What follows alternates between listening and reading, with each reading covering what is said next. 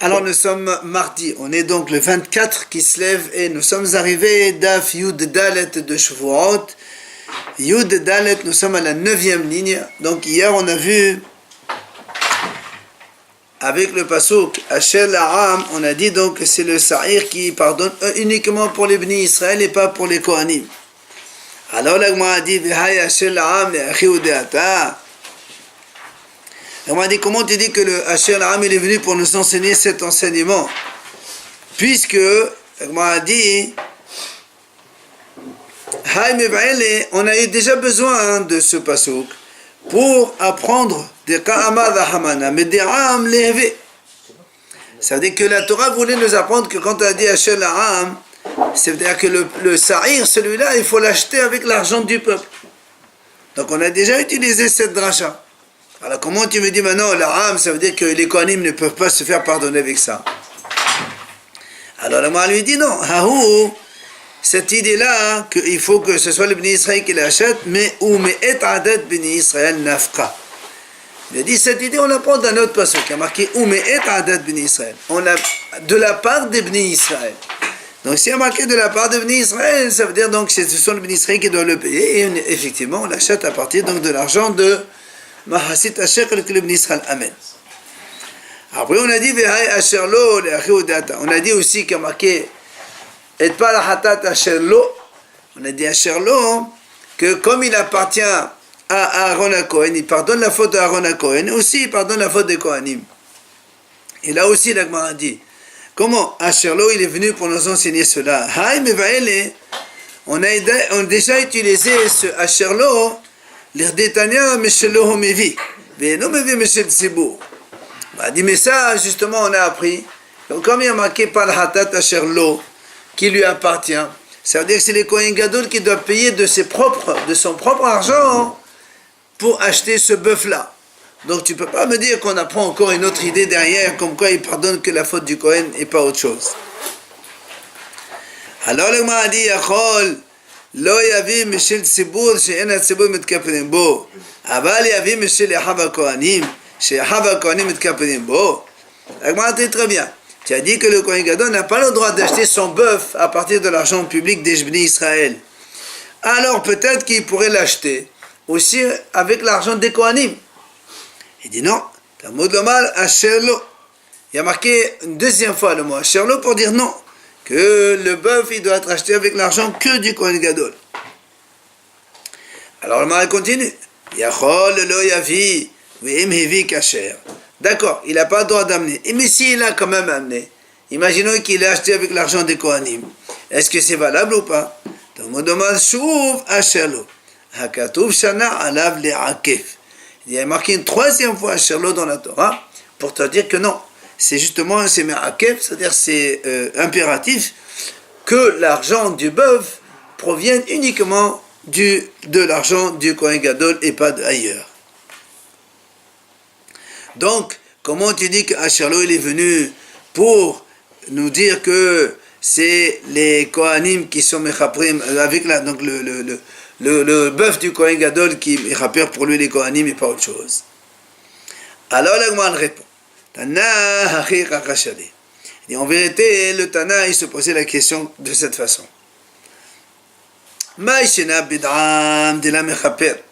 Pourquoi on a dit que le bouc que le Bni Israël paye, donc le Sa'ir Hadifnim, pourquoi il ne pardonne pas la faute au Kohanim?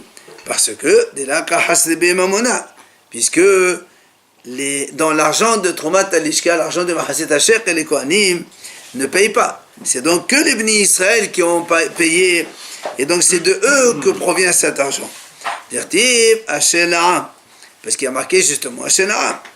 Alors le Tana il dit comme ça, Bet Aaron ami lo kahas be mamona. La Gemara dit, mais chez les Kohanim non plus, quand Aaron à Kohen il va payer son bœuf avec son argent. Du coup, les Kohanim non plus, les autres Kohanim n'ont rien perdu. Alors pourquoi tu voudrais que les Kohanim ils se font pardonner avec le bœuf de Aaron? Si ils ne sont pas pardonnés avec le bouc d'Israël parce qu'ils n'ont pas payé, ben non plus, le bœuf de Aaron non plus, ils n'ont pas payé. Donc ils ne devraient pas être pardonnés par le bœuf de Aaron. Alors la Gemara répond, c'est pas ça que la Gemara répond. Comme on a dit, eh bien tous les Kohanim, ils sont appelés la famille du Kohen Gadol, donc, et c'est pour ça que c'est la même chose. C'est comme si que eux-mêmes ils ont participé au paiement. Bien maintenant la Gemara, à partir de la conclusion qu'on a donc donnée hier, que selon Rabbi Yehuda et Rabbi Shimon, il y a une mahlokot à propos de la kapara des Kohanim et des bénis Israël, puisque selon Rabbi Yehuda, dans tous les autres péchés, tout le monde, aussi bien les bénis Israël que les Kohanim, ils sont pardonnés par le bouc de Azazel. Par contre, pour le Tum'at Mikdash Vekadashav, d'accord, il y a une donc séparation. Les Kohanim, ils sont pardonnés par le bœuf du Kohen Gadol et les bénis Israël par le bouc. Ça, c'est l'avis de Rabbi Yehuda. Alors que Rabbi Shimon lui dit non. Il dit, dans le bœuf du Kohen Gadol, on pardonne à tous les Kohanim les péchés du Tum'at Mikdash Vekadashav et tous les autres péchés. Et pour les bénis Israël,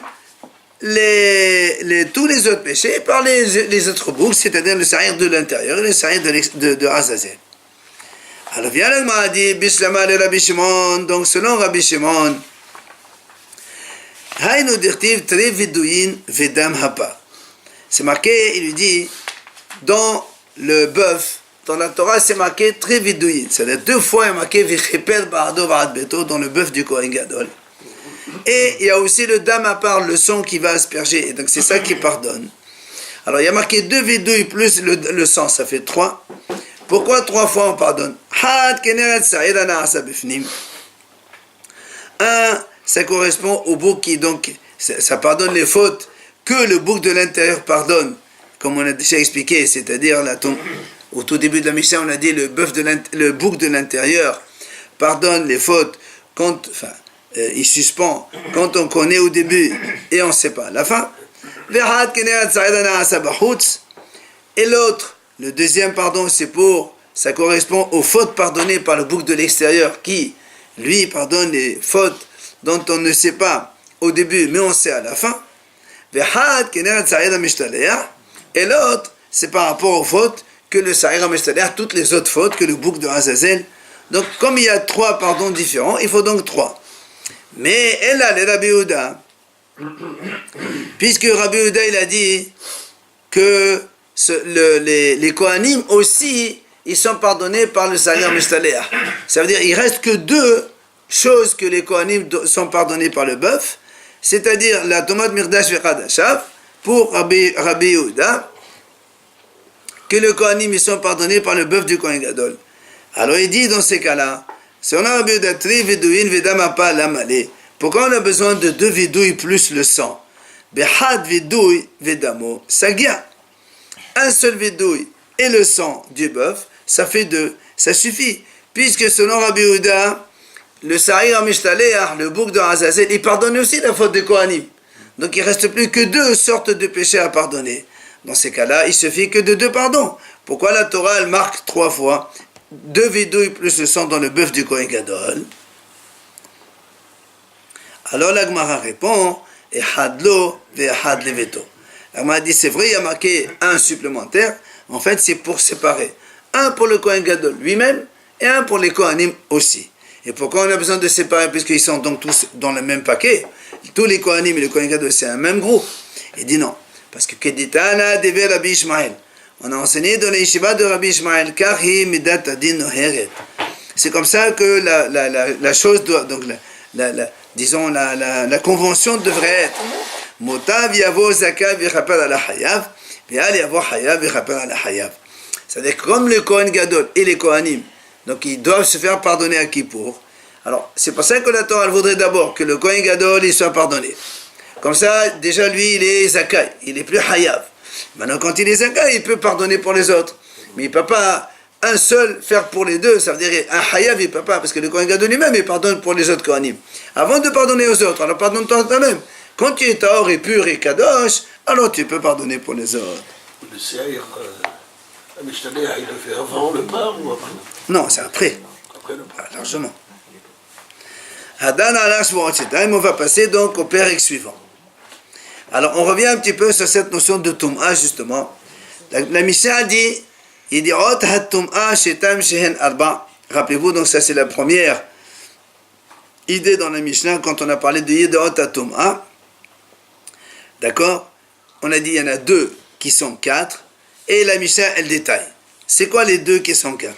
La Mishnah dit, Nitma, un homme, il est devenu impur. Il sait qu'il est devenu impur. Il a touché un mort, ou autre. Viada, donc il a su. Après, il a oublié qu'il était tamé. Mais il savait qu'il y avait un morceau de viande de kadashim. Il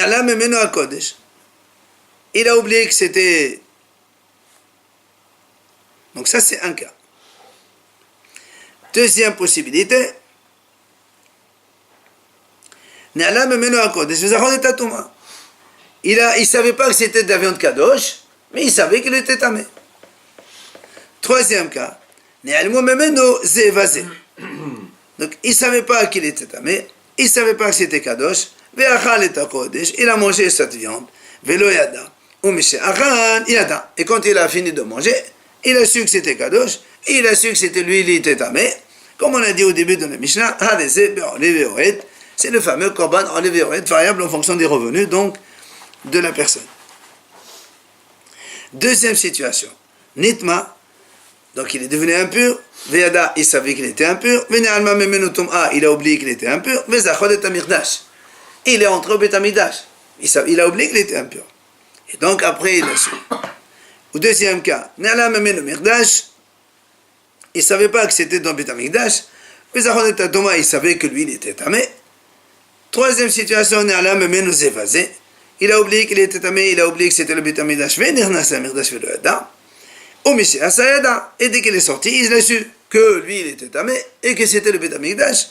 Alors maintenant, c'est le korban fameux, korban olivéoret, donc quand il sait au début, il sait à la fin, c'est terminé. Bien la Mishnah nous précise, Ehad hanichnas la'azara, Ehad hanichnas letosefet ha'azara. Alors, qu'est-ce qu'on appelle Betamikdash? C'est bien sûr toute la cour, l'enceinte de Betamikdash. Et la Mishnah rajoute aussi Tosefet ha'azara. Parce que des fois, on a jugé utile d'agrandir un peu la cour du Betamikdash. Alors ils disent qu'on a agrandi aussi, ça fait partie du Betamikdash. Et ils nous expliquent comment on peut agrandir le Betamikdash, puisque les dimensions du Betamikdash ont été déjà précisées par Hachem au roi David.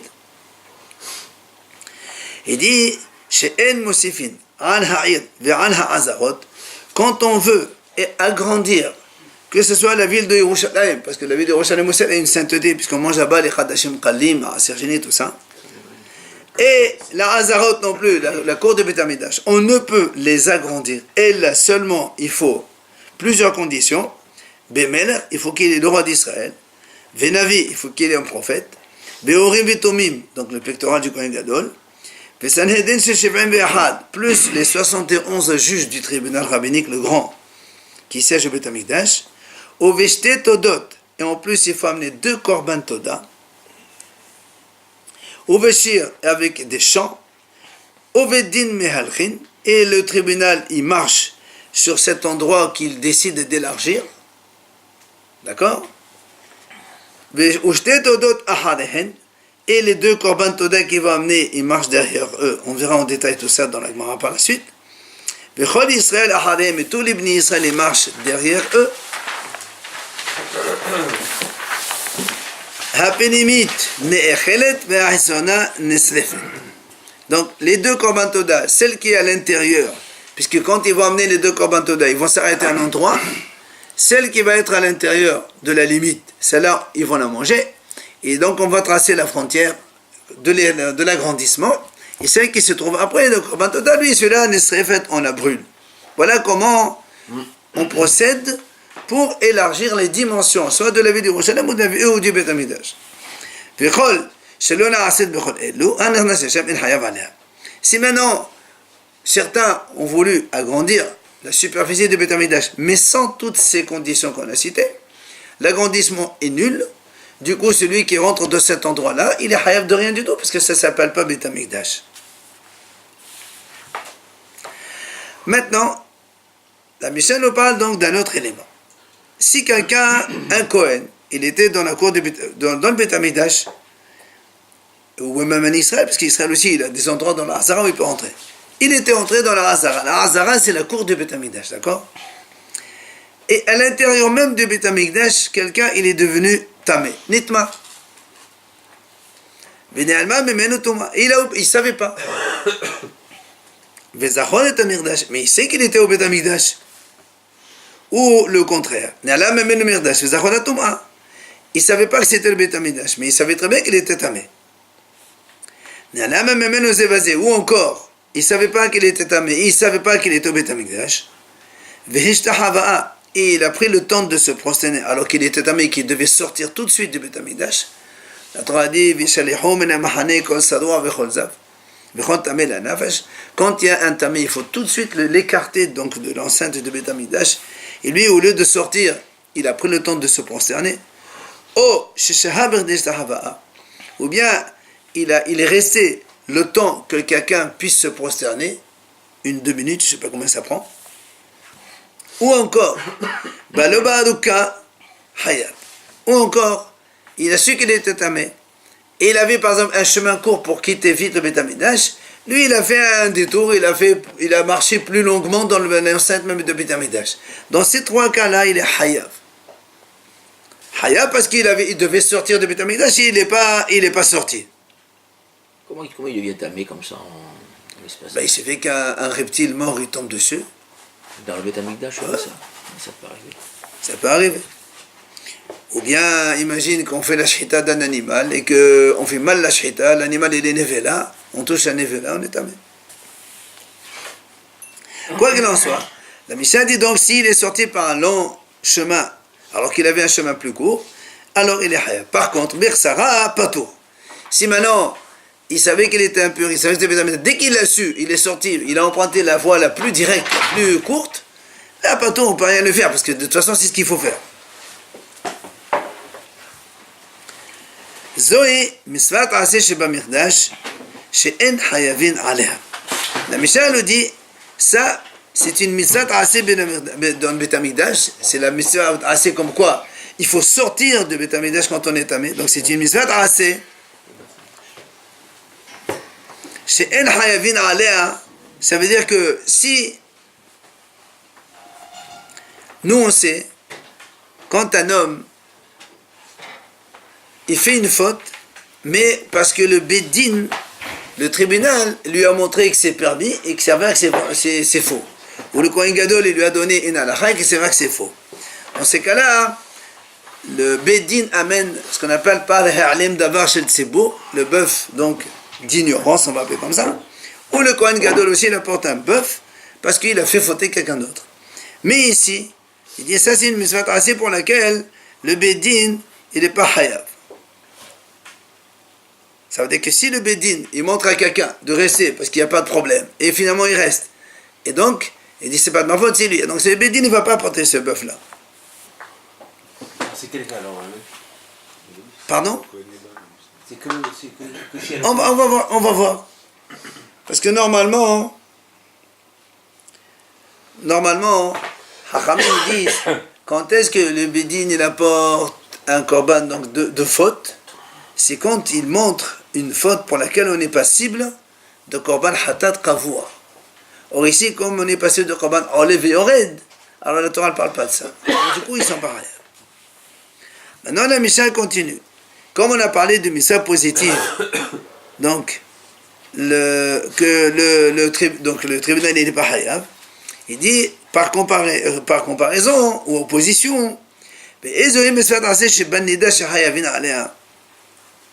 y a une mitzvah positive, là aussi, mais dans la femme nida, pour laquelle le tribunal il est hayav s'il montre donc une halakha dans laquelle il se trompe. C'est quoi cette halakha mitzvah aseh? Si quelqu'un hayam meshamesh im hateora, quelqu'un il était avec sa femme, elle était pure, donc il faisait la relation intime. Amralo netmeti, en plein milieu, leur aleno elle saigne, elle lui dit voilà je suis nida. Et donc, ils sont en pleine relation. Ou firash miyad, si l'homme il sort immédiatement parce qu'elle lui a dit qu'elle était impure, hayav. Là il est hayav, parce que comme il est en érection, mais peneshi seato ana alo kiveato. La fait de sortir, ça lui procure un plaisir comme l'entrée. Comment il doit faire? C'est pas marqué dans la Mishnah, mais les Chachamim disent, un homme il doit rester et se concentrer pour que le membre il s'arrête d'être en érection et après il sort. Là il est pas tôt. Mais si il sort comme cela, il est hayab. Donc ça c'est par comparaison avec Mesot Aseh qu'on a dit de Beth Amikdash, donc on oublie cette histoire. Maintenant Rabbi Eliezer Omer, Rabbi Eliezer il dit comme ça, Hasheres v'ne'alam memenu. Si quelqu'un il a été tamé, impurifié par un reptile, d'accord? Ali alim sheres hayav, ve'eno hayav ali alim miqdash. Lui, Rabbi Eliezer, il dit, comme il y a marqué dans la Torah, ve'ne'alam memenu ve'tamé, parce qu'il y a marqué Hasheres ve'ne'alam memenu, selon lui, on est tamé seulement si on est on est tamé, enfin, on est hayav, que seulement on est tamé et on a mangé des kadashim, mais on n'est pas hayav si on est tamé qu'on est rentré au Beth Amikdash. Parce que dans la Torah, il y a marqué Hasheres ve'ne'alam memenu, il n'y a pas marqué alim miqdash. Pour lui, il n'est pas hayav sur le Beth Amikdash. Selon lui, si Selon lui, il rentre au Beth Amikdash en étant tamé, il n'y a pas. Voilà. Toi, c'est dans la même rubrique, non? Ouais. Et lui, il te dit, il est marqué comme ça dans la Torah. Il n'est pas d'accord. Le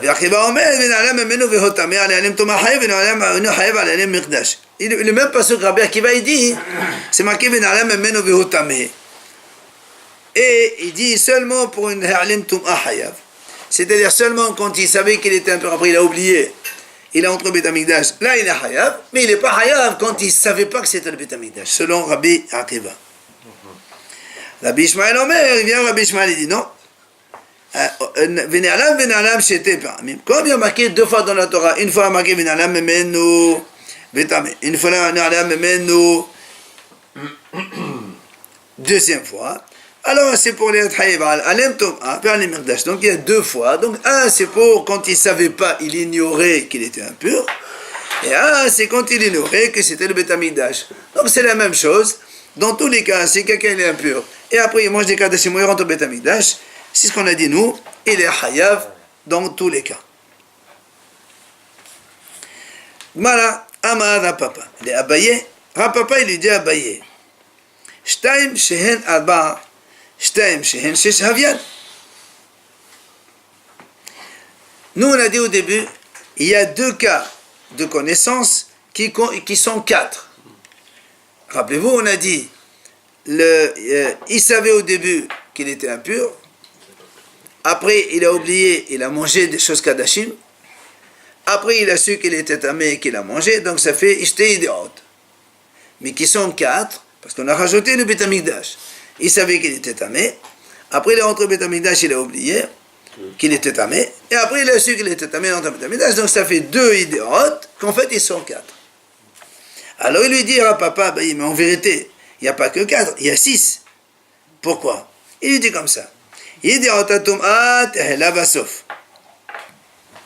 ידיעות הקודש תחלה בסוף. ידיעות מקדש תחלה בסוף.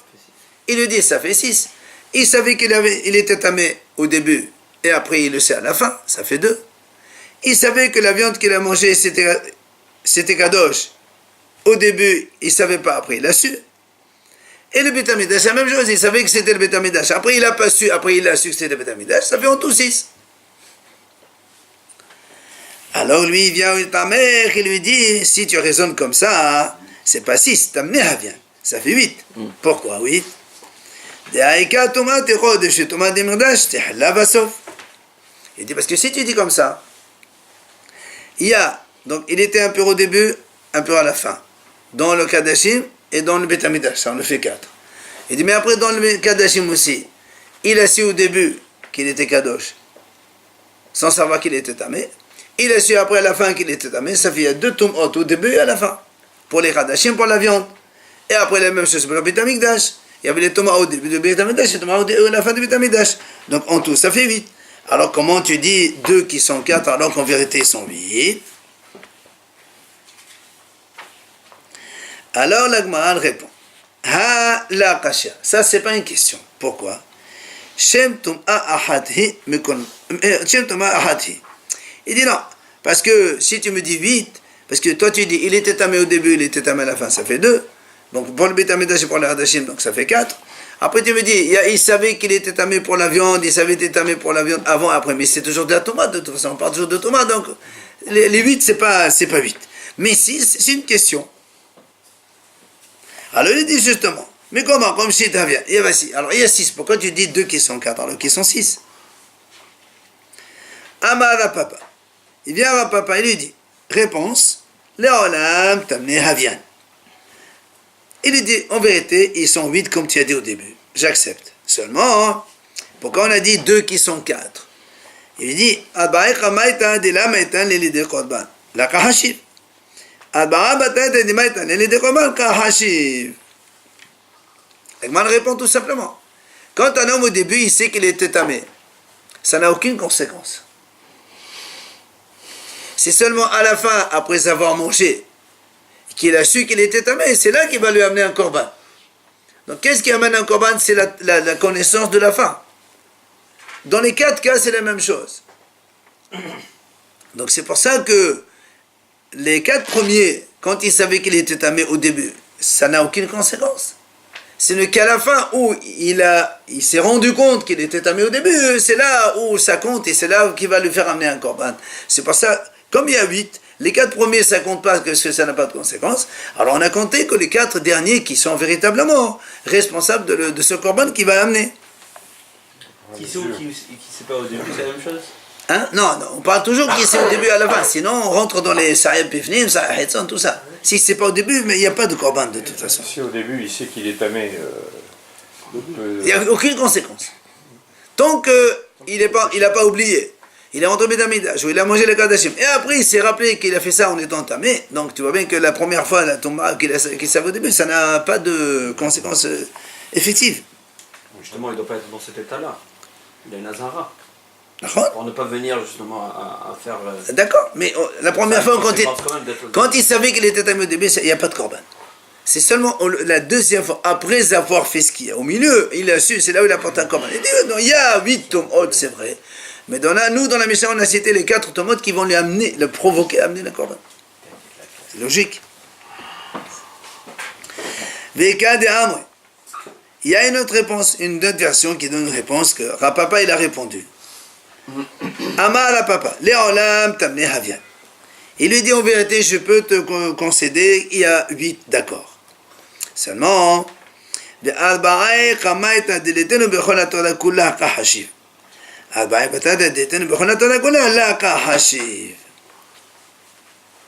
lui dit, tu sais pourquoi on a compté que 4? Parce que les 4 premiers, ils n'existent pas dans toute la Torah. Ça veut dire quoi? Nous on a dit, pour être Hayav Korban, il faut savoir d'abord qu'il était tamé. Après, on rentre au Bétamidash, où il mange Kadashim, après il devient tamé. Donc il faut savoir qu'on était tamé. Ces 4 fois où il faut savoir qu'on était tamé, c'est pas une notion générale dans la Torah. Ça, c'est pas forcément tout le temps comme ça. Et la Rashi donne un exemple. Imagine quelqu'un. Il a mangé un plat, on lui dit que c'était taref. Il n'a jamais su que c'était kasher. Est-ce qu'il est hayav? Il faudrait qu'il est hayav. Donc tu vois bien, on n'exige pas une connaissance. Non, on lui a donné un plat, il a mangé. On lui a dit, monsieur, c'est tarif ce que tu as mangé. Il ne savait pas qu'il était tarif. Halib, par exemple, halib, il apporte un korban hatat. Parce qu'au cochon, il n'y a pas de korban hatat. il n'est pas complètement fautif, puisqu'on lui a servi. Mais c'est une faute involontaire quand même. Donc faute involontaire, il y a korban hatat. Mais il n'a jamais su au début. Donc tu vois bien qu'on n'exige pas une connaissance initiale. Donc c'est pour ça qu'il dit les 4 connaissances initiales qui ne sont pas exigibles de façon générale. On n'a pas voulu les compter. On a compté que les 4 dernières. Ou c'est forcément, pour que tu amènes un korban, il faut que tu saches que tu as fauté. Mais tu n'as pas l'obligation de chercher que tu as, avant de faire quelque chose. On n'a jamais dit qu'il faut chercher. Mais dans la mesure où on te dit, voilà monsieur, c'était ça et ça et ça, alors tu apportes un korban, tu apportes un korban. C'est pas celui qui lui amène le repas qui... Pas du tout, non. il donne pas quelque chose. Monsieur, avant de manger, tu dois savoir ce que tu manges. Il ne faudrait pas le compter au moins une fois? Hein? Pas du tout. Il faudrait le compter au moins une fois, la connaissance du début? Pas du tout. Maintenant, Ba'i Rapapa. Rapapa, il pose une question. Il dit, Ni'ilmu memenu al-khut tum'a. Ma'u. Si maintenant quelqu'un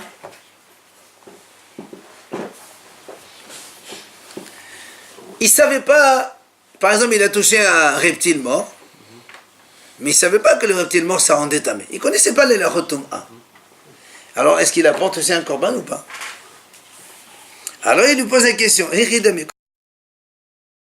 Comment ça s'est passé?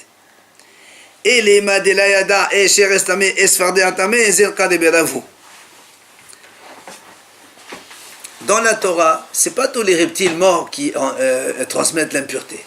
Dans la Torah a donné une liste. Il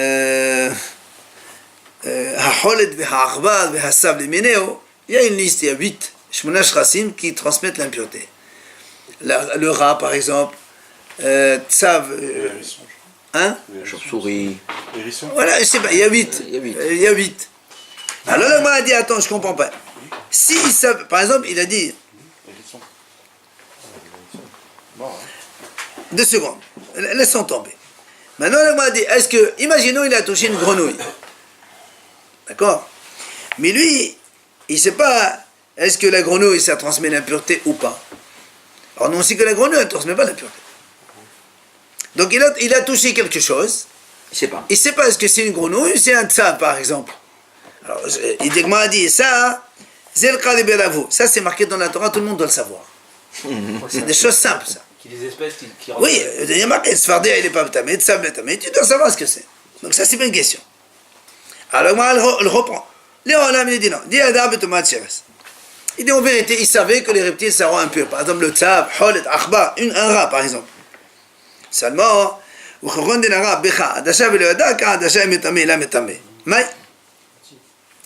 fait, nous, on sait que les shrasim, pour transmettre l'impureté, il faut toucher un volume minimal comme une lentille, adasha, tout petit.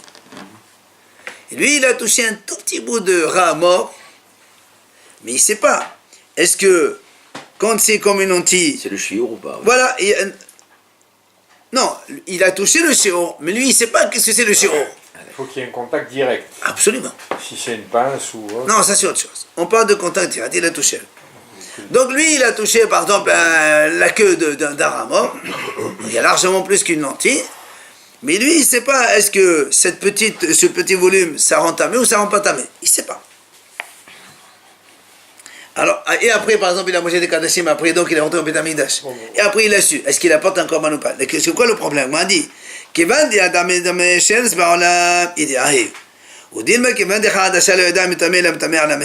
dit, donc, soit tu dis, comme il sait que le rat, ça transmet l'impureté, donc ça veut dire qu'il connaissait l'impureté. Donc, après, il est rentré au Beth Amikdash, il l'a touché, il apporte un korban, en effet. Soit tu dis non, comme il ne savait pas le volume, lui il pensait que la petite queue du rat c'est très peu, c'est pas grand chose, et donc il pensait que ça ne transmette pas la Touma, donc ça s'appelle pas Touma, et donc ça fait comme si qu'il ne savait pas qu'elle était tamée. Alors est-ce qu'il apporte oui ou non un korban? On ne répond pas à la question. Rabbi Meir pose une autre question.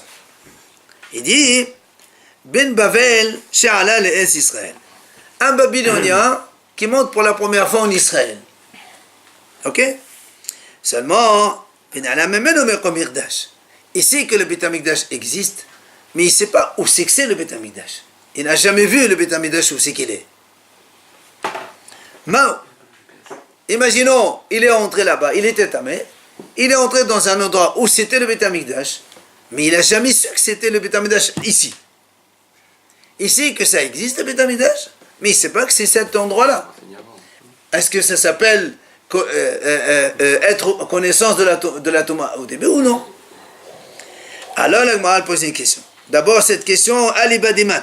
Selon qui tu poses cette question? I Aliba de la Berkiva de Baïda Bertahila, Halamehayev, Halamehayev.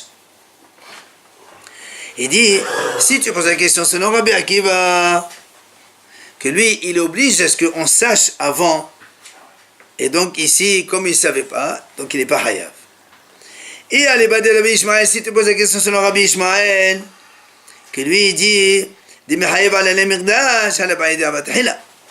Donc, si tu, Rabbi Shimon, tout à l'heure, on a dit que lui, il est Mahayev al Bet HaMikdash aussi. Donc, tu n'as pas besoin de le savoir au début, donc il est Hayev quand même. Alors, on m'a dit non, là, Sricha, Aleba de Rabbi. Selon Rabbi, donc Rabbi qui lui dit, effectivement, il faut donc savoir au début, il faut savoir aussi, donc on est Hayev sur les Mikdash quand on rentre au Bet HaMikdash sans le savoir, qu'on était tamé auparavant, on est Hayev. La question, elle est selon lui. Seulement, il dit, rappelez-vous, on a dit une fois avec Rabbi, il dit, tout le monde sait que le Bet HaMikdash ça existe, donc si tu sais que ça existe, donc si tu rentres là-bas, c'est tamé. Maintenant, le problème ici, c'est quoi? Est-ce que Kivan diadadi kamirdash ba'olam idahi Odilma Kivan dimkomo la yadali halamahi.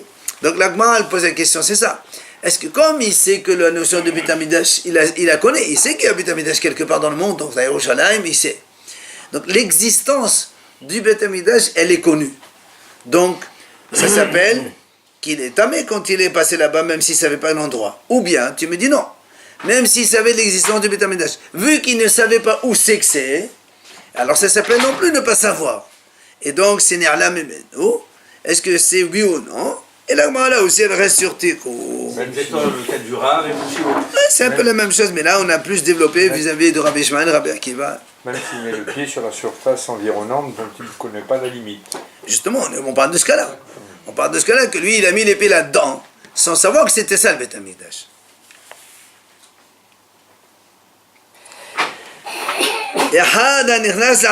Après, on a dit dans la Mishnah, rappelez-vous, que la Toum'a, elle est aussi bien dans la Hazara du Bet HaMikdash que sur le rajout, donc l'agrandissement qu'on a fait au Bet HaMikdash. Et on a dit donc que pour agrandir le Bet HaMikdash, il faut mais le roi, le Navi, Kohen Gadol, le Sanhedrin, les grands Sanhedrin, Korban Toda et toutes ces choses-là. Et comment ça se fait qu'on transgresse les limites qui sont déjà définies dans la Torah? On ne transgresse pas, on fait selon les Hachamim. Les Hachamim disent que Hachem nous donne l'autorisation d'agrandir en fonction de... Oui, quand il y a plus de monde et que... En préalable, il y avait une définition claire. Non, c'est vrai. Est-ce que c'était définitif ou il fallait le faire chaque année, par exemple? Non, ils ne faisaient pas tout le temps. Ils ont eu à le faire une fois. Ils l'ont fait une fois, c'est tout. Oui. Ah non, maintenant je ne sais pas combien de fois ils l'ont fait, ça je ne sais pas. Et une fois qu'ils ont agrandi, ça reste agrandi. La Mishnah on ne raconte pas chaque qu'ils l'ont année fait. faire la cérémonie. Non, on ne peut pas faire ça chaque année, c'est pas possible. Parce que quand ça devient sacré, c'est terminé, on ne peut plus l'enlever après. Mais Nanimile, la Gemara dit, d'où tu as pris cette histoire-là qu'il faut ça et ça et ça et ça et ça? D'où tu as vu ça? Amar Rav Shimi Barhiya. Il a dit, Rav Shimi, il répond donc. Il dit, quand Hachem il a demandé à Moshe Rabbeinu de construire le Mishkan, c'est marqué dans la Torah comme ça. Kichol asher ani mar'e otecha, et tavnit ha-mishkan, ve'et tavnit kol kelav, ve'chen ta'asu. Hachem dit à Moshe Rabbeinu, voilà, je te montre la forme du Mishkan, la forme des ustensiles, et là tout ça, et il lui a dit, ve'chen ta'asu, et ainsi vous ferez. Ça veut dire quoi, ve'chen ta'asu? Hachamim disent les dorot. Ça veut dire quoi les dorot? Dans les générations futures, quand vous devriez, après plus loin, construire le Bet HaMikdash, vous faites comme ça aussi. Et c'est quoi comme ça? Alors il dit, Rachid explique, comme Moshe Rabbeinu à son époque, il y avait Moshe qui lui il était roi, et en même temps il était Navi. Il y avait son frère Kohen Gadol Aaron, il y avait les Urim et Tumim, il y avait les Mesharim Zekinim. Après on verra après la suite comme quoi il faut lire Korban Toda, tout ça. De là, on apprend que pour agrandir donc, la superficie de Bet HaMikdash, il faut donc tout cet ensemble-là. Donc, rassemblant le Kohen Gadol, le prophète, le Navi, le roi, etc.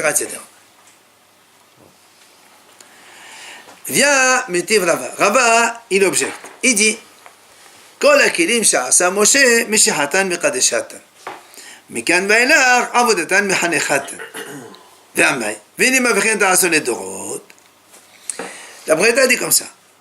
Tous les kelim du Mishkan, les ustensiles, fourchettes, cuillères, assiettes et compagnie, les coupelles, les pelles, tout ce qu'il y avait là-bas. Comment Moshe Rabbeinu il les a inaugurés pour servir au Mishkan? Il les a oints avec l'huile d'onction de l'époque. La Braïta a dit, ce que Moshe a fait, c'est l'onction qui les rend, qui leur donne leur sainteté, et donc on les appelle ustensiles de service, et on peut s'en servir au Mishkan. Mais Kalvaïlar, à partir de là, dans les générations futures, on ne fait plus de onction. Il n'y a plus d'onction. Shemina Mishal a été donc caché. Alors comment on sanctifie tous ces ustensiles? Tout simplement en l'inaugurant par le premier service. Dès que tu prends la première cuillère, tu l'utilises une fois, c'est terminé. Elle devient sacrée. Alors là, moi, dit si tu dis que tout ce que Moshe Rabbeinu a fait à l'époque, et bien dans les générations futures, il faut faire la même chose. Alors pourquoi ici, Venim avec rien de Dorot, on ne dit pas la même chose pour les ustensiles, on ne peut pas les sanctifier autrement que comme Moshe Rabbeinu a fait. Et donc, s'il n'y a pas d'huile d'onction, donc on ne peut pas le faire. Il fait bien, non? Hein? Il fait bien le faire, même s'il n'y a pas d'huile. Toi tu me dis, il y a un pasouk. Le pasouk il dit, comme Moshe a fait, tu feras tout le temps après. Moi, je lis le pasouk. Les ustensiles aussi, c'est la même chose. Pourquoi les ustensiles, tu dis non, on n'a pas d'huile d'onction, alors tu les mets au travail, c'est bon, ça suffit. Ça ne marche pas comme ça. Alors l'Agma répond. Elle dit non, c'est pas pareil. Shane atam di amakana, vayimshahim vayqaddish otam. Otam bimshiha velo ledot mishah. Et là-bas, il y a un pasouk aussi qui dit comme ça. Moshe Rabbeinu, il a fait oindre les kélim, il les a sanctifiés, marqué otam, eux. Eux, Hachamim disent, pourquoi tu dis eux? C'est vayimshahim, vayqaddish. Pourquoi tu dis otam? C'est pour te dire que otam, ceux-là seulement de l'époque de Moshe, il fallait les oindre avec l'onction. Mais plus tard, non. Donc il y a une exclusion qui fait que plus tard, on peut les faire autrement que par l'huile d'onction. Donc c'est la Torah qui le dit carrément. Ok? Alors, là, on laisse ça pour demain parce qu'on n'a pas beaucoup de temps.